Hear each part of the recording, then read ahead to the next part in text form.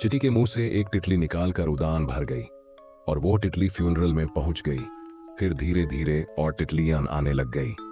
Priest ने कुछ अजीब देखा और जल्दी से अपने शिष्यों के साथ प्रार्थना शुरू कर दी, लेकिन उससे यह नहीं पता था कि लाश का पिता बाहर गुस्सा हो रहा था। मार्ड को अपनी बेटी की मौत पर यकीन नहीं था। उसने सबकी बातों को नजरअंदाज करते हुए अपनी बेटी की लाश को छुपाया। मार्ड एक डॉक्टर था और उसने अपनी बेटी को अपने आंखों के सामने जगा हुआ देखा था, इसलिए उसका मानना था कि बेटी सिर्फ झूठ मूठ मर गई थी। मार्ड ने अपनी बेटी को सर्जरी टेबल पर रखा और डिफिब्रिलेटर से उसकी जान बचाने की कोशिश की। जैसे ही वो हर बार उसका इलाज करता, प्रार्थना कर रहा प्रीस्ट अपने सर में एक जोर का झटका महसूस करता, क्योंकि मार्ड की बेटी पर अब एक बुरात्मान रूह का कब्जा हो गया था। मार्ड का इलाज उसकी बेटी को जिंदा नहीं करेगा, बल्कि वो बुरात्मान रूह को और ज्यादा जागृत कर रहा था। प्रीस्ट एक खौफनाक हेलुसिनेशन में फंस गया था, जहां उसने देखा कि वो बुरात्मान रूह उसे मुस्कुरा के देख रही थी। अच्छा हुआ कि इस वक्त हॉस्पिटल के स्टाफ ने उसे रोका और लाश से दूर ले गए। लोगों ने प्रीस्ट को हॉस्पिटल भेजा।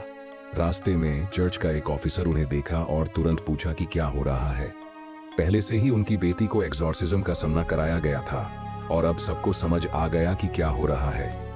ऑफिसर ने तुरंत फ्यूनरल होम में जाकर बेटी के लाश पर पवित्र पानी डाला।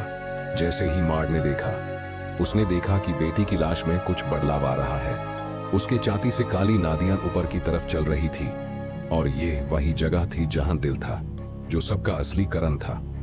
मार्ड को समझ आया कि अगर वो अपनी बेटी की लाश को जिंदा नहीं कर सकता तो उससे जल्दी से जला देना चाहिए, लेकिन उसने अपनी बेटी के जीने की आशा छोड़ी नहीं थी। ऑफिसर ने उससे बताया कि वो दिल जो उसकी बेटी को ट्रांसप्लांट किया गया था, वो एक अजीब और छुपा हुआ था। वो दिल एक जीवित इंसान से लिया गया था। ये सब एक शारी ट्रैप था। वो पुरानी औरत जो बुरात्मान रूह की सेविका थी, वो सब कुछ चलाने वाली थी। जब मार्ड मरेगा तो उसकी बेटी की पुरानी आशा खत्म हो जाएगी और वो बुरात्मान रूह पूरी तरह से लाश में बस जाएगी।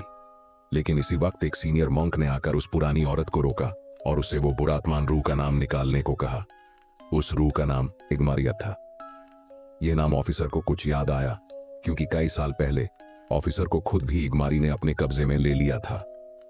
तब एक प्रीस्ट बुशिया अपनी जान देकर ऑफिसर को बचाने में सफल हो गया था। आज एक बार फिर ऑफिसर को इग्मारी का सामना था, लेकिन इस बार वो बिल्कुल भी पीछे नहीं हटेगा। वो इस रूह को पूरी तरह से खत्म करने के लिए अपनी जान देने को तैयार था।